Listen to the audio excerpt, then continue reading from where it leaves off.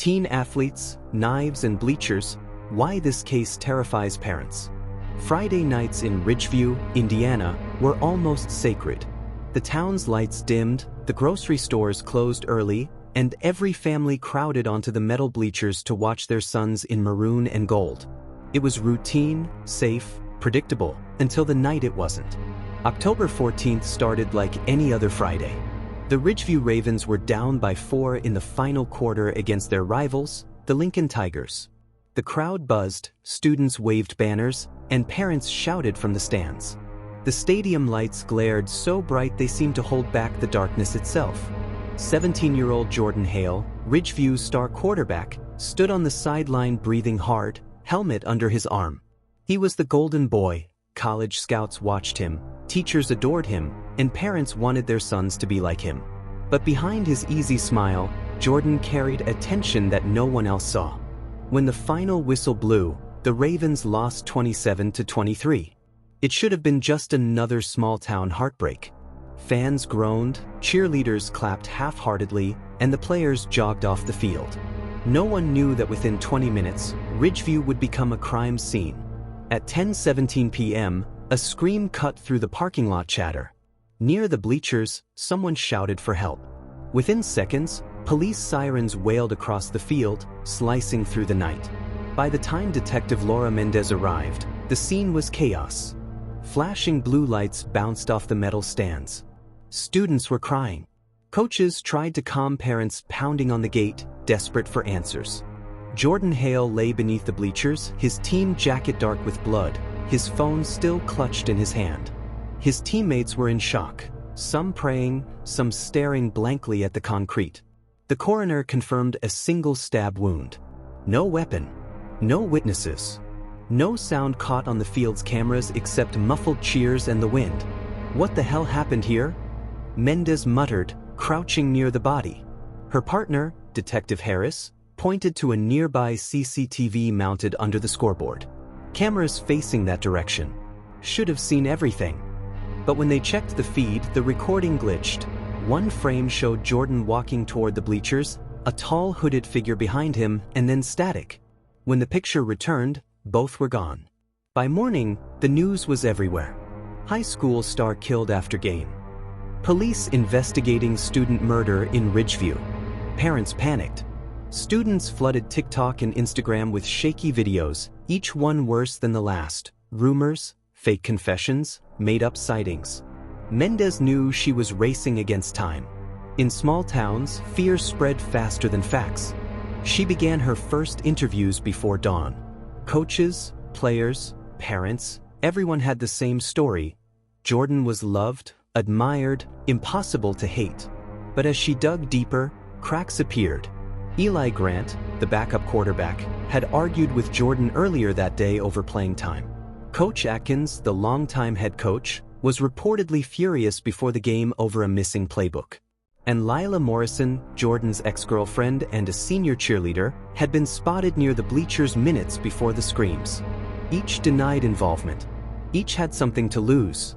By noon, forensics pulled 3 key items from the scene: Jordan's phone, a blood-stained towel from the field, and a crumpled note found in his jacket pocket.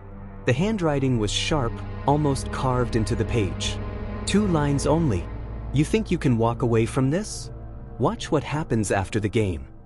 There were no fingerprints, no initials, just ink pressed deep into the paper as if written in anger. That night, Mendez held a briefing inside the school gym. The air smelled of disinfectant and fear. This wasn't random, she told the officers. Someone here knew him. Someone here planned this. Later, around 6:40 p.m., a patrol officer searching beneath the bleachers radioed in. They'd found a knife wedged between the concrete beams. It looked clean, too clean. Forensics dusted it immediately, 1 partial fingerprint on the handle. When the results came back, Mendez's heart skipped. Lila Morrison, the ex-girlfriend who said she left early. When questioned, Lila's voice shook, but her story didn't change. "I didn't hurt him. I was with friends at the concession stand. I swear." But her friends didn't match her timeline. One said she left during the 4th quarter. Another said she was crying near the parking lot. And Mendez noticed something else. Faint scratches along Lila's wrist, half hidden under bracelets. "Cat did that," Lila blurted before anyone asked. "My mom's cat." It didn't sound convincing. Back at the station, technicians finally cracked Jordan's phone. The last text he ever sent was to a contact saved as unknown number 3. The message read, "We're done. Don't come tonight." Whoever that was, they ignored the warning. At 10:17 p.m., just 30 minutes later, Jordan was dead. As the investigation widened, one more twist emerged. At 11:42 p.m., barely an hour after the crime, someone had broken into Ridgeview High through a back door near the gym. Security alarms triggered for less than 60 seconds before being silenced. Officers arrived to find footprints across the hallway and a trail of muddy water leading straight to the locker room. There, on a bench, sat a backpack. Jordan's backpack. Inside, next to his textbooks, was another note, written in the same jagged handwriting. "They think it's over. It's just starting." Detective Mendez stared at the words under the flickering fluorescent light, realizing this wasn't just about jealousy or heartbreak. This was a message. Someone wasn't finished. And the next play in their game had already begun. The morning after Jordan Hale's death, Ridgeview looked like a town under curfew. The same bleachers that once echoed with cheers were now silent, surrounded by yellow police tape that fluttered in the cold wind.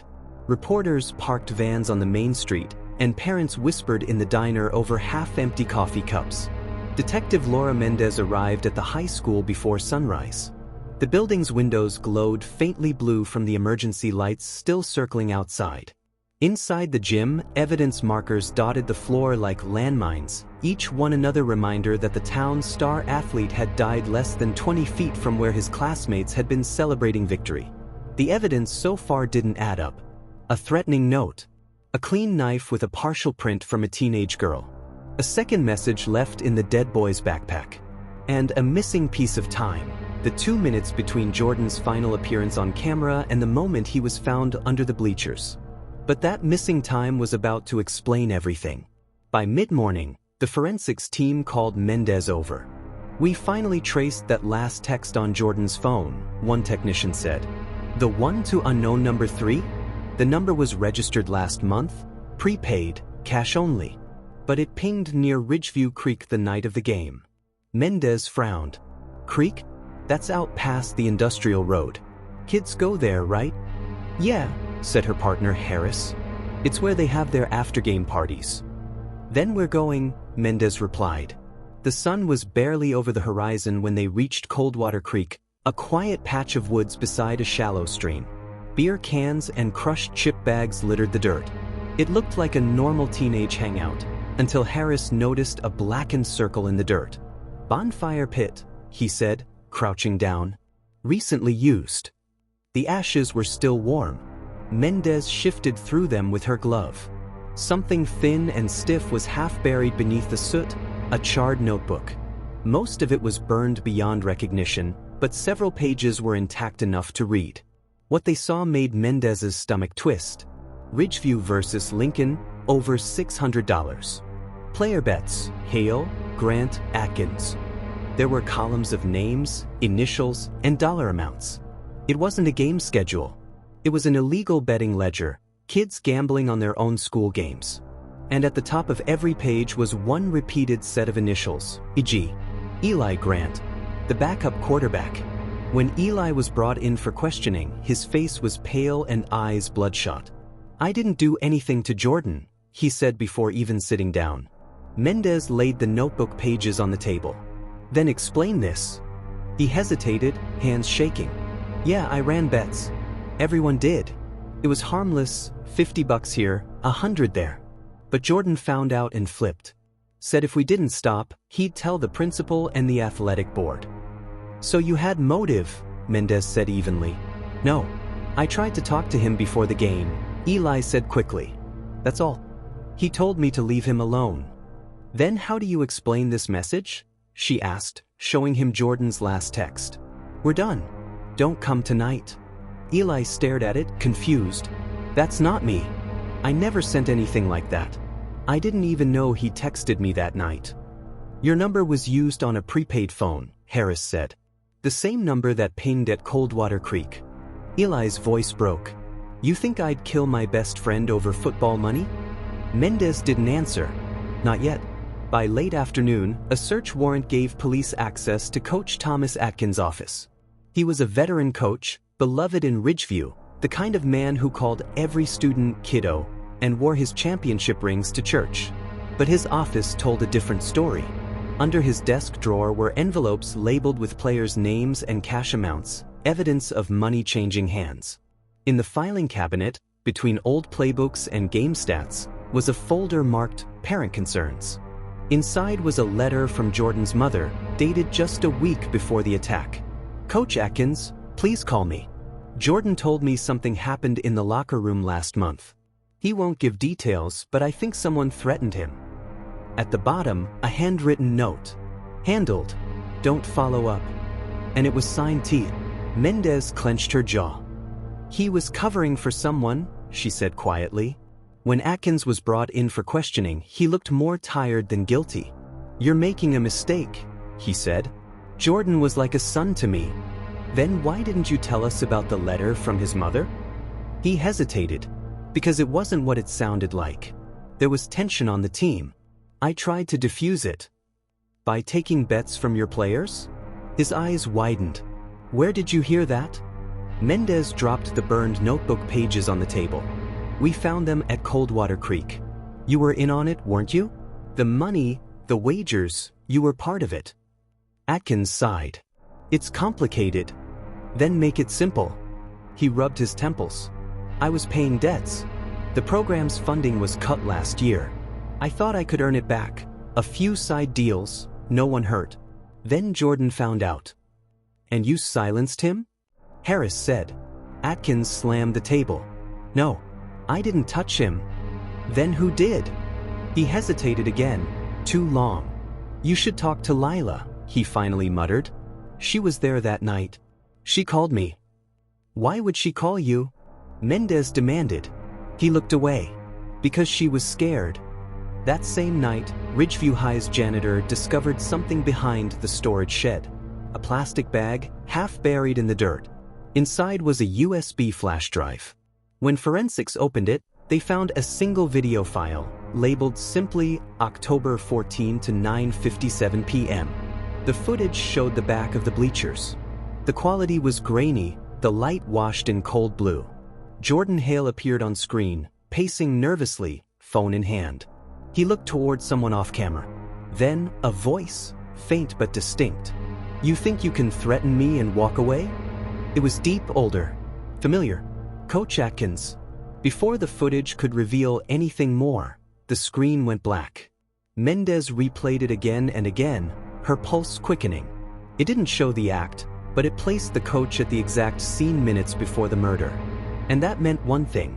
Everything they thought they knew about Jordan's death was about to change. Because Ridgeview's tragedy wasn't about teenage jealousy anymore. It was about a system built on lies, and someone old enough to know better playing games far more dangerous than football. By sunrise, Ridgeview was suffocating under silence. Reporters huddled outside the police station, cameras pointed toward the door, waiting for a name, a face. Inside, Detective Laura Mendez leaned over a desk piled high with evidence bags. The new footage had blown the case wide open. The grainy video showed Coach Thomas Atkins, just minutes before Jordan Hale's death, pacing behind the bleachers. His words were caught by the faint hiss of the microphone. You think you can threaten me and walk away? That single sentence changed everything. It tied the beloved coach directly to the murder scene. But Mendez knew better than to rush. One careless move could destroy the case. She needed a confession, or something even more concrete. At 9 a.m., she brought Atkins into the interrogation room. He looked older than his 52 years, his hands clasped tightly on the table. His wedding ring clicked softly as his thumb brushed against it. I've been patient, Coach, Mendez said, sliding the printed stills from the video toward him. But I'm done being patient. You were there that night. You were the last one to see Jordan alive. Atkins stared at the photo without blinking. You don't understand, he said quietly. I was trying to protect my players. By threatening one of them? He shook his head.